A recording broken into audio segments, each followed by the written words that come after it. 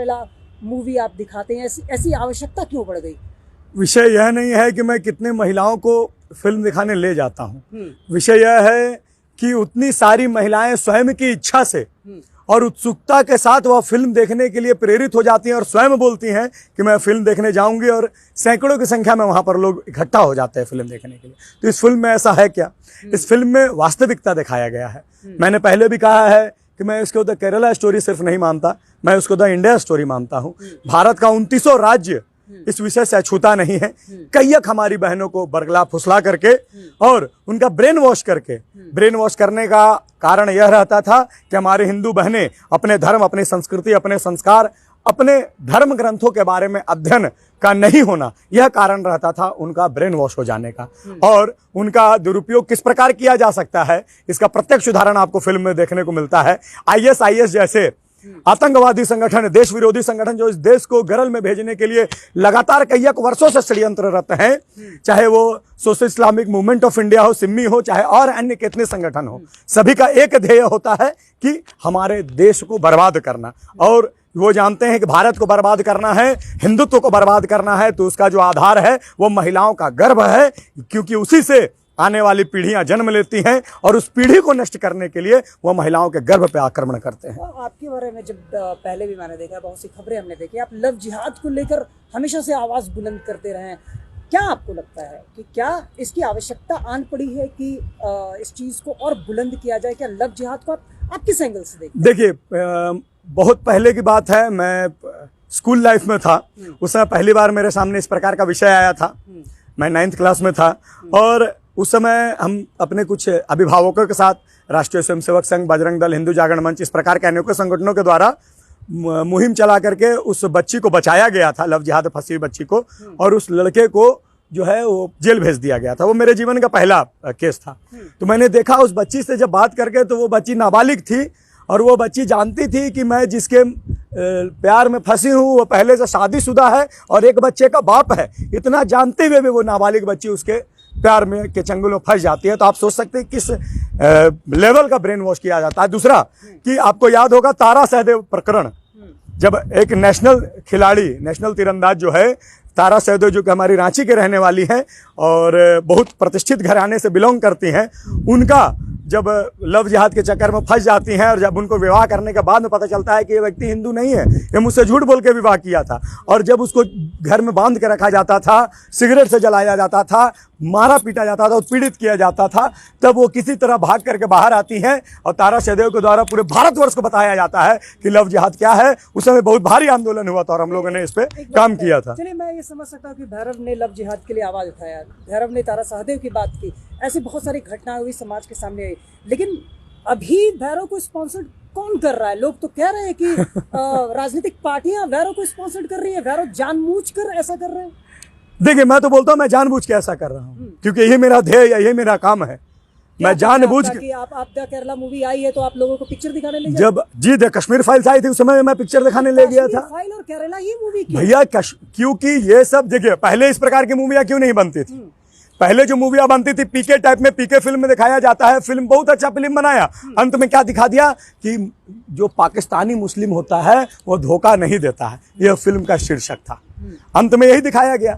तो पहले जब फिल्म बनती थी तो पहले होता था, फिल्म इंडस्ट्री भी इस प्रकार कई प्रकार की अफवाहें फैलती कि गुंडों के हाथ में थी और विदेशों से इसको जो है नेतृत्व किया जाता था इसका, और देश विरोधी मानसिकता वाले लोग ज्यादातर इस प्रकार के फिल्म को बनाते थे। लेकिन अब हमारे माननीय नरेंद्र मोदी जी का समय आया है, माननीय योगी आदित्यनाथ जी का समय आया है, और अब समय में परिवर्तन हो रहा है। पहले देश विरोधी फिल्म बनते थे, अब देश की वास्तविकता को दिखाया जाता था। अब देश की वास्तविकता को दिखाया जाता है। पहले प्यार मोहब्बत दिखाया जाता था, अब लव जिहाद, कश्मीर में हमारे जो कश्मीरी पंडित हैं उनके साथ क्या घटना घटती है, हमारे फौजियों को किस प्रकार से उनका दोहन किया जाता है, उनको किस प्रकार से मारा जाता है, इस प्रकार की फिल्में बनती है। क्या आपको क्या लगता है, पब्लिक जागरूक नहीं है? मैं भी तो यही पूछना चाह रहा हूँ आपसे। तब इसका मतलब है क्या भैरव सिंह को बीजेपी प्रमोट कर रही है कि आप ऐसी चीजों पे आगे आ जाए? देखिए, हिंदू का चेहरा एक उभर कर सामने आना चाहिए। मैं उस पार्टी का जरूर सम्मान करता हूं जो हमारे धर्म को संरक्षण देती है, हमारे धर्म का सेवा करती है और हिंदुत्व को लेकर चलती है। लेकिन मैं पहले ही बता चुका हूं, आज बता रहा हूं, मैं कोई पार्टी से अभी तक वर्तमान तक मैं कोई पार्टी से बिलोंग नहीं करता हूँ, मुझे कोई फाइनेंस नहीं कर रहा है। हाँ, मेरे इष्ट मित्र हैं। अब मैं जब MBA कंप्लीट किया था तो 73 लोग थे मेरे ग्रुप में। 73 लोगों में से 60 से ऊपर लोगों का प्लेसमेंट 60 से ऊपर लोगों का प्लेसमेंट हुआ है और पूरे भारतवर्ष में हुआ है, कई लोग विदेश में भी हैं। तो हमारे मित्र लोग हैं जो हमसे अच्छी मित्रता है, वो हमारी भावना से संबंध रखते हैं, उनसे मैं सहयोग मांगता हूं, उनके थ्रू मैं बोलता हूं कि आपको भी इस प्रकार के सामाजिक कृत्यों में अपना सहयोग करना चाहिए। बाहर के हमारे रांची के कुछ मित्र हैं, हम लोग सब मिलजुल के एक टीम बना के, ऐसा नहीं कि भैरव सिंह इतने लोगों को फिल्म दिखा दिया, इसमें समाज का एक मजबूत वर्ग है, एक मजबूत टीम है, हमारा मित्र मंडली है। तो मुझे तो सुनने में ये भी आ रहा है कि आप फिर से एक बार हॉल बुक करने जा रहे हैं। मैं प्रयासरत हूँ, अभी इसकी योजना बन रही है।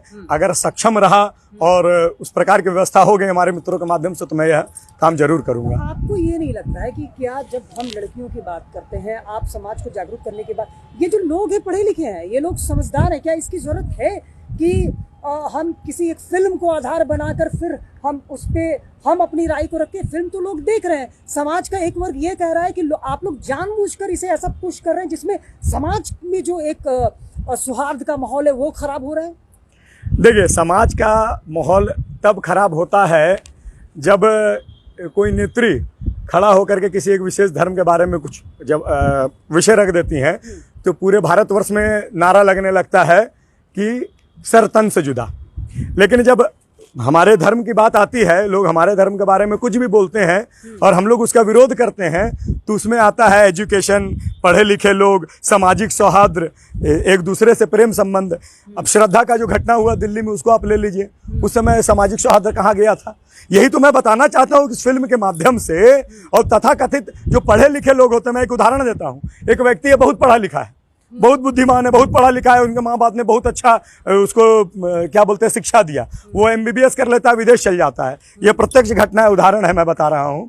और उसकी माँ का देहांत हो जाता है भारतवर्ष में, वो अमेरिका में है, अभी इंटर्नशिप कर रहा है डॉक्टरेट में। उसको फोन आता है, माँ मर गई। बोले भैया अभी तो बड़ी भाड़ा लग गया है, से माँ मर गई, हम तो काम में आएंगे उनका 12वां में, आप अभी उनका दाह संस्कार कर दीजिए, अभी तो नहीं आ सकते हैं। ये अंतर होता है शिक्षा और संस्कार में। शिक्षा बहुत आवश्यक है, शिक्षा के साथ अगर संस्कार भी होता तो वो अपना जो जीवन का उद्देश्य था उसको लात मार करके भी अपने माँ पिता के सम्मान में वो आता। लेकिन क्या एक रिएक्शन आपको मिल रहा है? आप जब इतने लोगों को ले जा रहे हैं, लड़कियां इतनी जा रही हैं, क्या रिएक्शन क्या देखिए, हमारी जो बहनें हैं वो जागरूक हो रही हैं, वो जान रही हैं और मुझे पूरा विश्वास है कि ज़्यादा से ज़्यादा संख्या में लोग इस विषय से अवगत हुए हैं और आने वाली पीढ़ियों को भी इस विषय के बारे में अवगत करवा रहे हैं। देखिए, 3 घटनाएं होती हैं केरल स्टोरी में जो दिखाई गई है, उसमें हम मेरे हिसाब से 3 घटनाएं होती हैं। या तो लव जिहाद में फंसा करके उसको ISIS के माध्यम से सीरिया भेज दिया जाता है, जैसा कि फिल्म में दर्शाया गया है, एक नहीं कई एक उदाहरण है। दूसरा, जब वो अपने धर्म को दूसरे धर्म को स्वीकार करने के बाद भी अपने धर्म में वापस आ जाती हैं या उसको स्वीकार करने से मना कर देती हैं, तो उसकी गंदे गंदे तस्वीरें जो कि उसको बरगला फुसला कर या नशे का टेबलेट खिला करके उसकी तस्वीरें और वीडियो बनाई जाती हैं, उसको वायरल कर दिया जाता है।